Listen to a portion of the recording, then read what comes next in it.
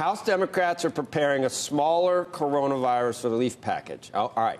So it's $1 trillion less than their last proposal, but it's $1 trillion more than what Republicans are ready to do. So they split the difference. Even more than that. Yeah, more, but roughly. So they split the difference. Source tells us CNBC that the $2.4 trillion package would include enhanced unemployment insurance, stimulus checks, small business loans, and aid to airlines. And it says here, you can talk to the writer, the price tag is still about $1 trillion more than the Republicans' latest offer.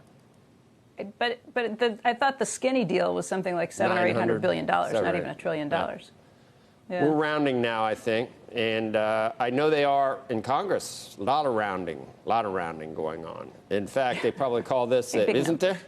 I mean, if you're you're just talking a couple $100 billion. So why not round that around? I mean, it's not like we really have to pay that or anything.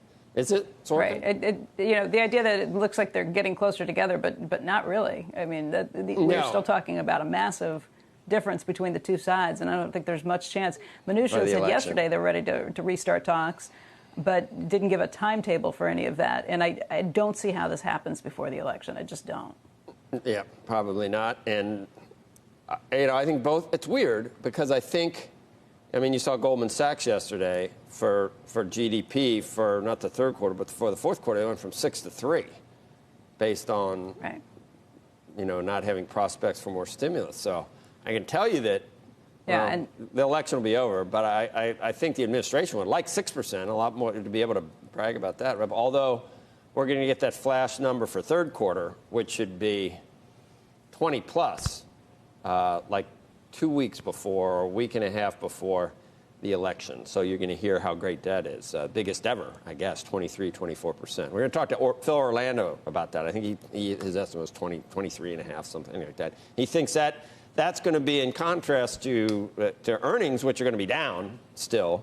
In his view, 32%, but before it was expected 40%. So a lot of companies are going to end up beating where the estimates are, theoretically, with much lower numbers. I don't know. Phil's coming up in a second. I mean, we heard from Brian Moynihan yesterday, who said that you should have additional aid, but it should be targeted. The Democrats in this latest thing that they've put forth still have payments going directly to people. Payments across the board. President Trump has mentioned that'd be something he'd be interested in. But I think it makes a lot of sense, and this is something you would probably hear from most of the Republicans with the smaller in the Senate with the smaller package that they've signed off on. The idea of sending a blank check to sending a check to everybody, regardless of whether or not you've been impacted on this, we're probably past the time of needing to do something like that. You need to get it to the businesses and to the people who are suffering the most right now.